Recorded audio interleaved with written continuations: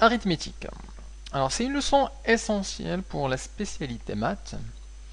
Leçon a priori un peu compliquée, qui donne pas mal de cauchemars aux élèves. Alors on va essayer de l'expliquer en détail, d'y aller doucement avec les propriétés, les théorèmes. D'ici la fin de cette série de vidéos, vous serez capable de comprendre enfin les différentes propriétés, de pouvoir les appliquer et de pouvoir avoir une très très bonne note dans ce chapitre. Alors, concentration, concentration, concentration. Alors, une petite introduction ici, c'est une leçon, je vais le noter. C'est une leçon essentielle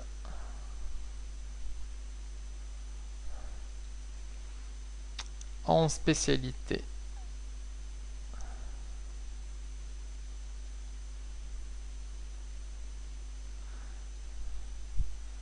mathématiques.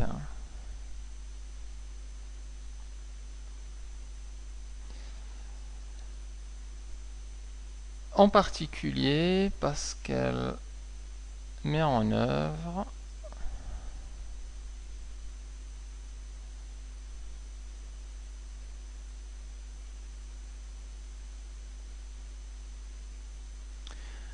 plusieurs concepts en même temps.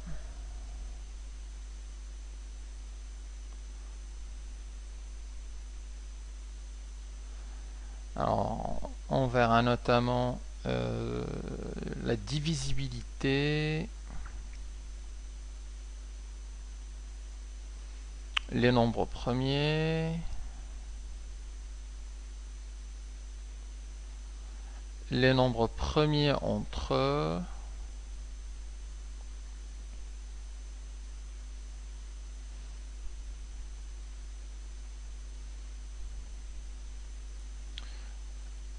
le PGCD, etc., etc. Donc, pas mal de notions imbriquées. Et on nous demandera justement dans ce chapitre de l'imagination. À la différence d'autres chapitres où c'est plus calculatoire, ce chapitre va nous demander d'imaginer, de pouvoir mettre en œuvre en fait 2 ou 3 théorèmes en même temps, mettre Gauss avec du Bézout, pour résoudre une équation diophantienne, etc., etc. Alors, attaquons et disons tout de suite ce qu'on va voir dans ce chapitre. Alors, arithmétique. On s'attaquera à l'arithmétique en particulier dans l'ensemble Z. On verra notamment d'abord des notions sur la divisibilité,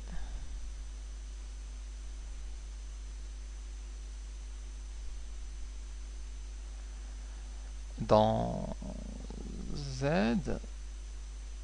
On parlera ensuite de nombres premiers et de nombres premiers entre eux. On parlera de quelques théorèmes importants, le théorème de Gauss, le théorème de Bézout.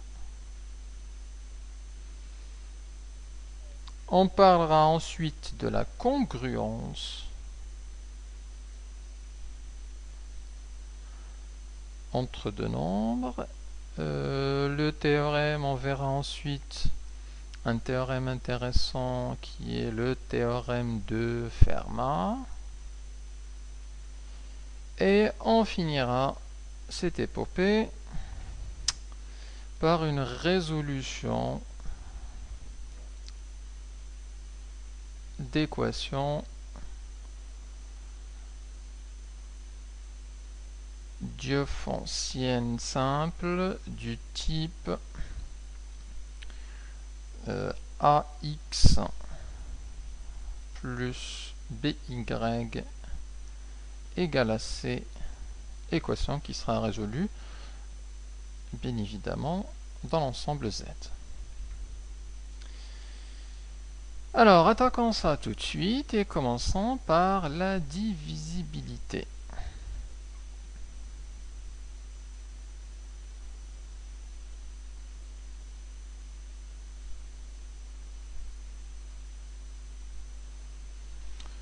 Alors, soit A et B de Z, donc deux nombres relatifs. Alors, on dit que A divise B.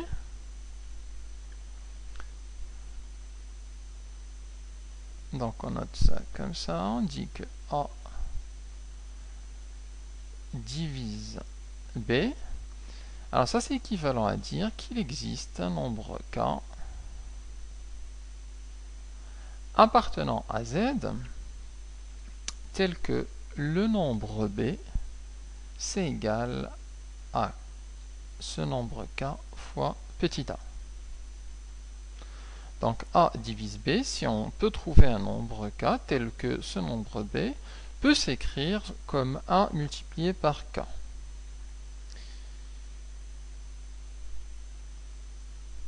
Un petit exemple pour illustrer.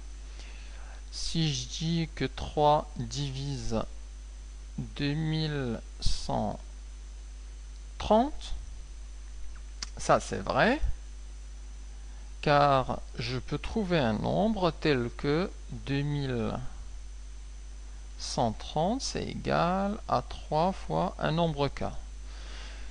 Si j'utilise la calculatrice, je peux le trouver. 2130 divisé par 3, c'est égal à 710. Et ce 710, c'est justement le cas qui appartient à Z.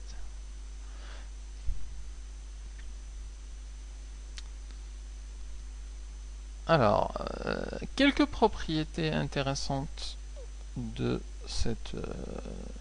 la divisibilité. Donc, propriété.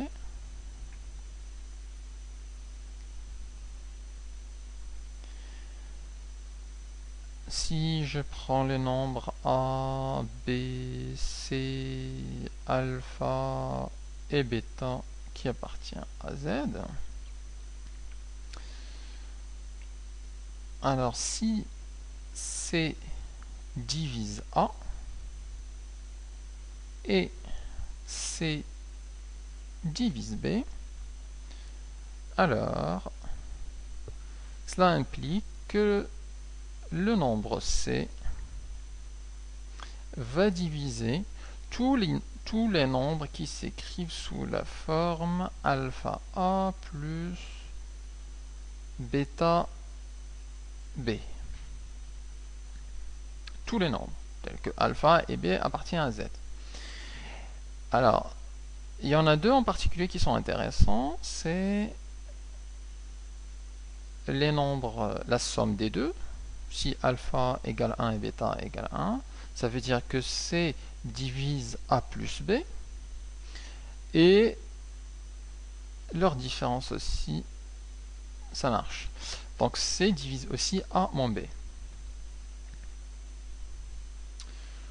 Alors, un petit exemple pour voir ce que ça donne. Si on a 3 qui divisent 135 et 3 qui divisent 147, alors on peut déduire directement que 3 divise la somme des deux, donc 135 plus 147. On peut déduire que ça divise leur différence, et même plus, alpha, dans le cas général, alpha A plus bêta B. Donc, je pourrais dire que ça divise 5 fois 135 et moins 2 fois 147. Donc leur somme, en particulier la somme et la différence, ça c'est direct. Mais en plus, alpha A plus bêta fois B. Deuxième propriété intéressante, c'est lorsqu'on a C qui divise A et A qui divise B. Donc C divise A et A divise B. Alors ça implique que le C divise forcément le nombre B. C divise A divise B, donc C, le premier, divise forcément B. Ce qu'on peut facilement comprendre, si on a 2 qui divisent 10, et 10 qui divise 3560, alors on peut comprendre que le 2 divise forcément 3560.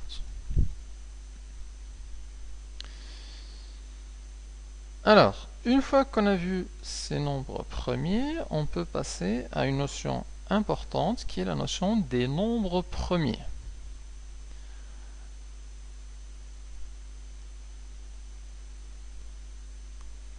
Alors, qu'est-ce que c'est qu'un nombre premier?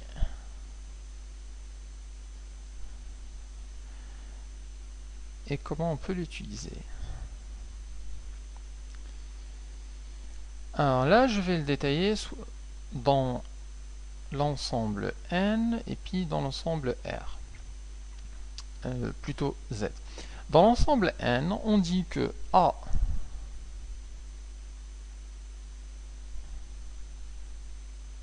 est premier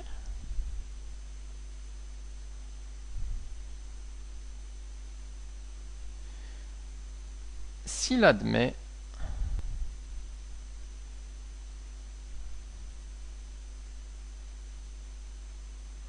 uniquement deux diviseurs.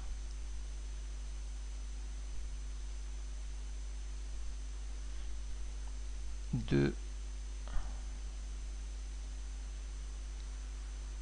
diviseurs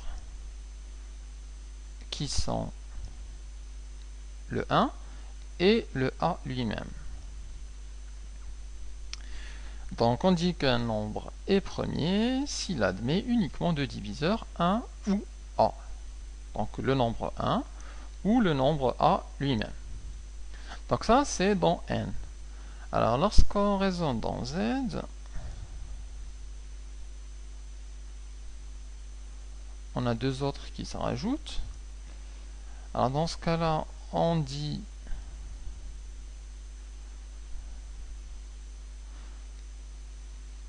que A est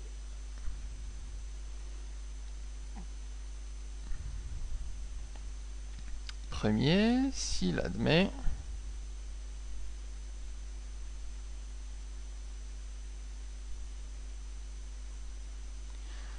uniquement